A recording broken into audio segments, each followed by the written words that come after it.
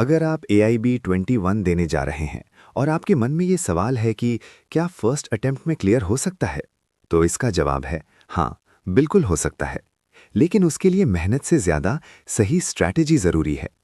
आज इस वीडियो में मैं आपको कोई मोटिवेशन नहीं दूंगा, क्योंकि आज मैं आपको AIB की वही स्ट्रैटेजी बताने वाला हूं जो टॉपर्स, एडवोकेट्स और रियल एक्सपीरियंस और एक्चुअल एग्जाम पैटर्न पर बेस्ड है। तो वीडियो को एंड तक ज़रूर देखिए। सबसे पहले ये समझना बहुत ज़रूरी है कि AIB आखिर टेस्ट क्या करता है। AIB आपकी मेमोरी टेस्ट नहीं करता, ये आपकी बैर एक्ट यूज़ करने की एबिलिटी टेस्ट करता है। यही वजह है कि AIB एक ओपन बुक एग्जाम है। इस एग्जाम में 100 क्वेश्चंस होते हैं। पास होने के लिए 45 मार्क्स चाहिए, नेगेटिव मार्किंग नहीं होती और एग्जाम ऑफलाइन मोड में होता है।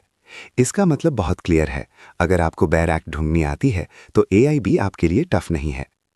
अब बात करते हैं कि फर्स्ट अटेम्प्ट में लोग फेल क्यों होते हैं। सबसे पहली गलती, लोग बैर एक्ट पढ़ते ही नहीं। दूसरी गलती, एग्जाम हॉल में 15-20 किताबें ले जाते हैं और कंफ्यूजन में फंस जाते हैं। तीसरी गलती, कॉन्स्टिट्यूशन और प्रोफेशनल एथिक्स को इग्नोर कर देते हैं।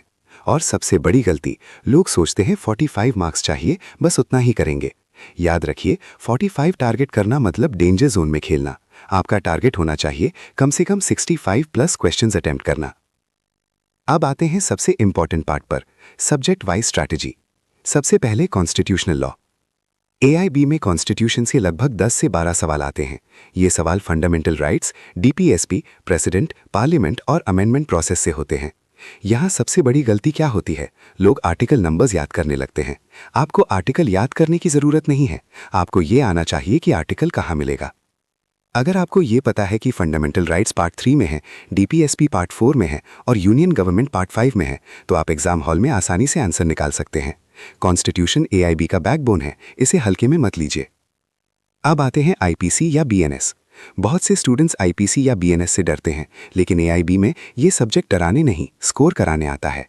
यहाँ सवाल डेफिनेशन, पनिशमेंट और जनरल एक्सेप्शन से आते हैं। आपको पूरा IPC याद करने की ज़रूरत नहीं है, आपको ये देखना है कि ऑफेंस किस चैप्टर में है, हेडिंग क्या है और पनिशमेंट कहाँ लिखा है। इलस्ट्रेशन वाले सेक्शंस AIB के लिए गोल्ड होते हैं। BNS में भी कॉन्सेप्ट वही है, सिर्फ नंबरिंग बदली है। अब बात करते हैं CRPC या BNSS की।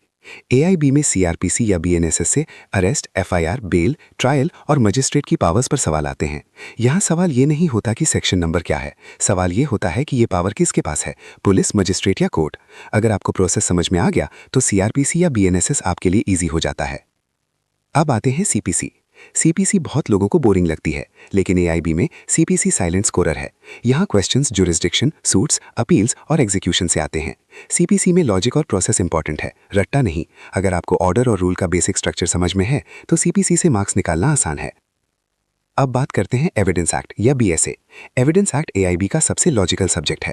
यहाँ सवाल burden of proof, confession, dying declaration और प्रिजम्पशन से आते हैं। मे प्रिज्यूम और शैल प्रिज्यूम जैसे वर्ड्स पर बहुत सवाल आते हैं। एविडेंस इमोशन नहीं, लॉजिक पर चलता है और यही इसे स्कोरिंग बनाता है। अब आते हैं contract act. Contract act real life law है, इसलिए AIB में इसके क्वेश्चंस आसान होते हैं। Offer, acceptance, free consent, void agreements और ब्रीच ऑफ कॉन्ट्रैक्ट, इन पर फोकस रखिए। केस लॉ याद करने की जरूरत नहीं है, कॉन्सेप्ट समझना काफी है। अब सबसे इंपॉर्टेंट सब्जेक्ट, प्रोफेशनल एथिक्स। अगर AIB क्लियर करना है तो एथिक्स को इग्नोर करना सबसे बड़ी गलती होगी। एथिक्स से डायरेक्ट और इजी क्वेश्चंस आते हैं। एडवोकेट की ड्यूटीज, मिसकंडक्ट, बार काउंसिल की पावर्स और डिसिप्लिनरी एक्शन, ये सब आपको पढ़ना ही है। एथिक्स से 8 से 10 मार्क्स ऑलमोस्ट गारंटीड होते हैं। अब बात करते हैं बुक्स और एग्जाम हॉल स्ट्रैटेजी की। एग्जाम हॉल में सिर्फ क्लीन बैरैक्स ले जाइए, कोई कमेंट्री नहीं, कोई अननेसेसरी गाइड नहीं। प्रॉपर टैगिंग कीजिए ताकि सेक्शन जल्दी मिल जाए। एग्जाम में पहले इजी क्वेश्चंस अटेम्प्ट कीजिए, फिर बैरैक सर्च वाले क्वेश्चंस और अंत में इंटेलिजेंट गेस। याद रखिए, नेगेटिव मार्किंग नहीं है।